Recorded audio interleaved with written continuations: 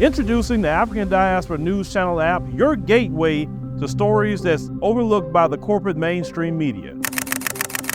And we serve as the voice to the global Black community. Again, we got Dr. Candace Matthews. A lot of these documents, looking at.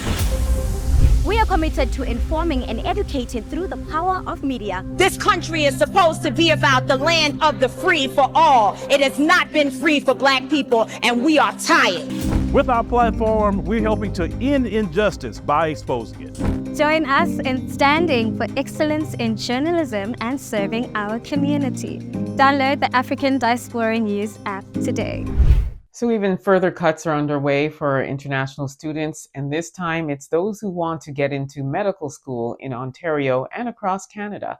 Take a look at what Premier Doug Ford has to say, and then we'll talk about it further. Starting in the fall of 2026, all Ontario medical schools will be required to allocate at least 95% of all undergraduate seats to residents of Ontario, with the other 5% reserved for students from the rest of Canada. There was 18% students from around the world taking our kids' seats and then not even staying here and going back to their country, and it's just not right. So now it's going to be 100% Canadian, 95% Ontario. So I'm glad we're getting this done. So as you heard Doug Ford say, 95% of medical students will be Ontario residents, and the remaining 5% will be residents of Canada. So basically 100% is covered by Canadians only, and anybody that wants to get in from anywhere else around the world, you're out of luck. Now, this is something that they were already planning to implement anyway.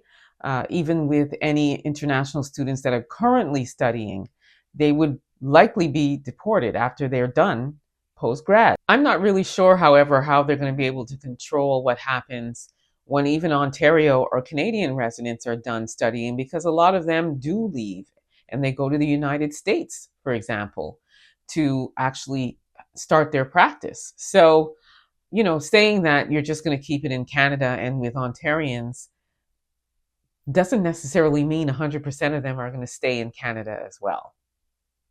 Nevertheless, this is just another way to tighten the reins and get control over the amount of international students here in Canada, immigrants, and everything else. And Doug Ford is just reinforcing it, because they had already said that any international students that are currently here studying will likely be deported post-grad. And although they've implemented the option to be able to get tested for your level of English language, you may have a chance to stay, but it's not a guarantee. And the objective right now is to, as I said, control the current immigration that's just run amok in Canada. So unfortunately, to the international students, this is where you're at. Let me know what you all think about this. Don't forget to like, subscribe, and share this content.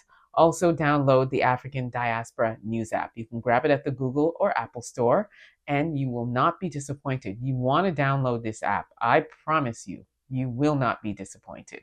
Also subscribe to my YouTube channel, The Black Experience with Emma Ansah. Until next time, please be safe, everyone.